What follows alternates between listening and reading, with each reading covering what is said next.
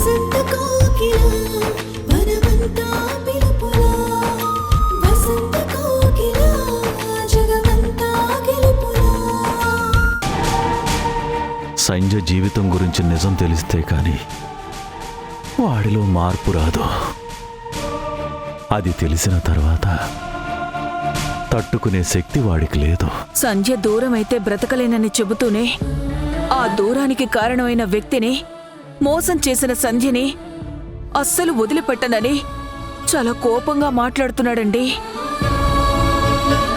ఆ మాట గురించి ఆలోచిస్తుంటేనే నాకు చాలా భయంగా ఉందండి. లేదు లక్ష్మి, మనం ఉన్నంతకాలం సంజయ్కే కాదు సూర్యకు కూడా ఏ ప్రమాదం లేకుండా చూసుకుందాం.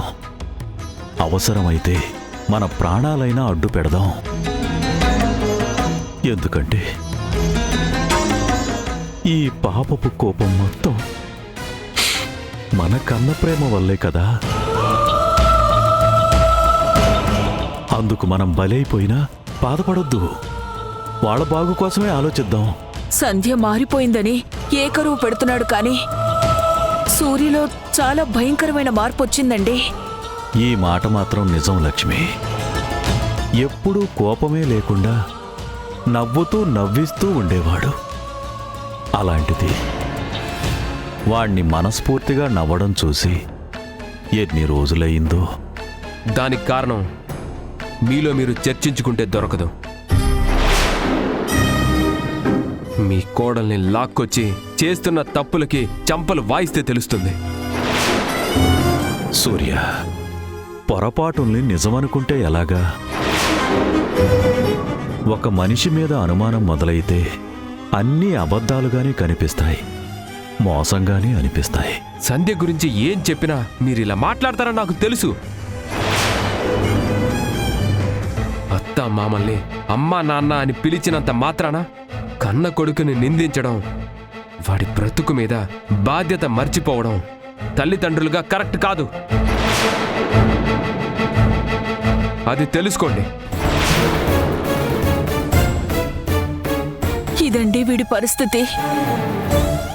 సూర్య ఇంట్లోనే ఉన్నాడని నువ్వు చెప్పలేదేంటి లక్ష్మి? నేను కూడా చూడలేదండి. టిఫిన్ తిన్న తర్వాత లేచి వెళ్ళాడు. సైట్కే అనుకున్నాను. అడిగితే అరుస్తాడని ఊరుకున్నాను, కానీ ఇప్పుడు యూనిఫామ్ కూడా లేకుండా వాడెక్కడికి వెళ్తున్నాడు?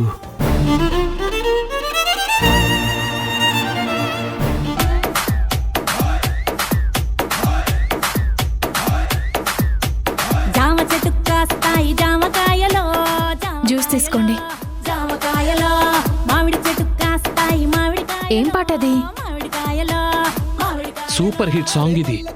పాట కన్నా ఈ అమ్మాయి ఎంత బాగుందో చూడు. నిన్ను చూడను, మిమ్మల్ని చూడనివ్వను. మరీ అంత జలసి ఉండకూడదు. చిచి, అలాంటి వాళ్ళని చూస్తే జలసి కాదు, జుగుప్స వస్తుంది. అయినా మీకు చూడ్డానికి వేరే పాటలు దొరకలేదా? ఉన్నాయి, కానీ అన్నిట్లోకి నాకు ఈ పాట అంటేనే చాలా ఇష్టం. ఆ అమ్మాయి డాన్స్ నన్ను చూడనివ్వలేదు కాబట్టి ఇప్పుడు నీతో డాన్స్ చేస్తాను.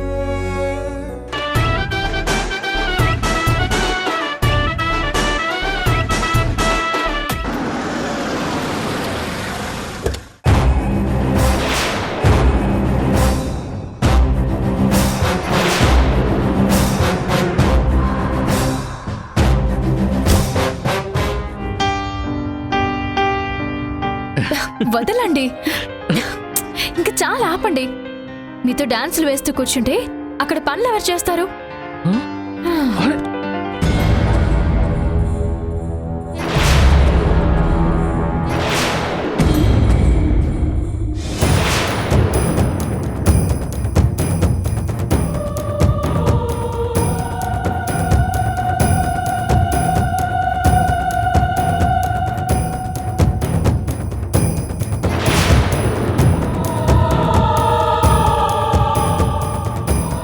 హాయ్ ఆకాష్.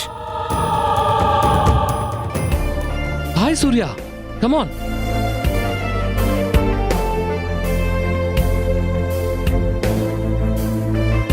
ఏంటి బాస్, సిక్ లీవ్ని బాగా ఎంజాయ్ చేస్తున్నట్టున్నావు? ఎంజాయ్మెంట్ అంటే ఎలా టైంపాస్ చేయాలో తెలియక ఫోన్ చూసుకుంటూ నా వైఫ్తో కామెడీ చేస్తున్నాను. ఇప్పుడు నువ్వు వచ్చావు కదా, ఇక నా వైఫ్కి ఫోన్కి లీవ్ దొరికినట్టే. అవును, మీ వైఫ్ ఇంట్లోనే ఉన్నారా? అవును సూర్య, నేను బానే ఉన్నాను అని చెప్పినా వినకుండా ఆఫీస్కి లీవ్ పెట్టు మరీ పతి సేవలు చేసుకుంటోంది. బాస్, అలాంటి వైఫ్ దొరకడం నిజంగా నీ అదృష్టం. అదే నన్ను చూడు, ఏ రోగం వచ్చినా ఎంత ప్రమాదం వచ్చినా వారానికి ఒకసారి వచ్చి అలా పలకరించి వెళ్ళిపోతుంది. నాతో పోల్చుకుంటే నువ్వు బెటర్ కదా. సూర్య, ఇప్పుడు మీ ఆవిడ గురించి ఎందుకులే, అనవసరంగా ఇద్దరం డిస్టర్బ్ అవుతాం. కరెక్టేలే. అవును, డాక్టర్ చెకప్కి వెళ్ళావా? లేదు, ఆయన ఇంటికొచ్చి డ్రెస్సింగ్ చేసి వెళ్ళారు. ఇంకో 2 డేస్లో ఆల్ సెట్. సైట్ కూడా వెళ్ళొచ్చని చెప్పారు. 2 డేస్లోనా? డాక్టర్ గారు చెప్పారా? నేను నమ్మను. నిజం సూర్య,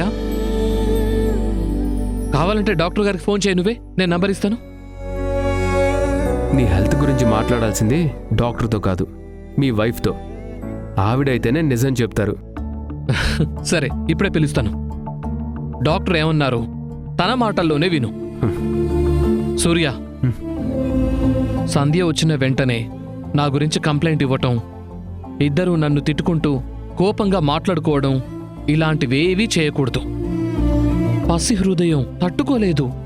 సరేలే, ఈ రోజుకి నిన్ను నేను తిట్టంలే. అమ్మయ్యా, ఒక ఫ్రెండ్గా మాటిస్తున్నాను. Thank you my friend, thank you very much. Sandhya, Sandhya my darling. వస్తున్నానండి. బా, ఇన్ని రోజులకి ఎన్నో అడ్డంకులు దాటి ఈ రోజు నా సంధ్యని చూడబోతున్నావు.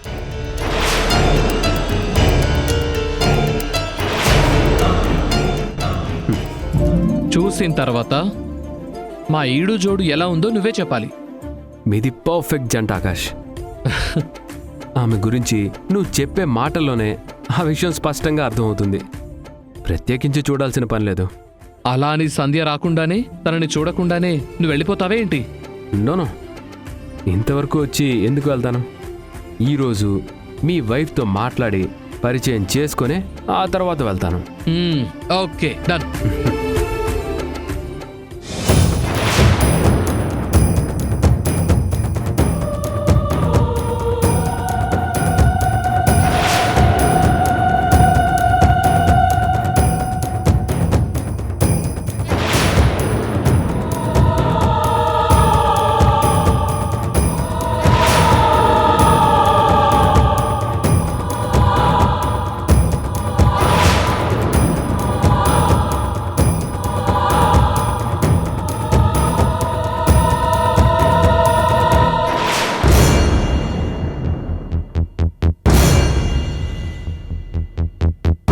ఏంటండి పిలిచారు? సంధ్య, మై బెస్ట్ ఫ్రెండ్ సూర్య.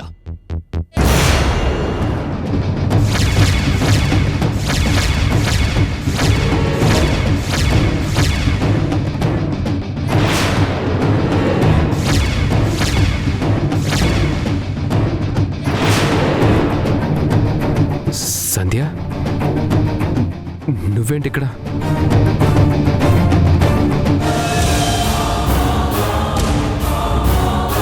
అదేంటి, మీ ఇద్దరికి ముందే పరిచయం ఉందా?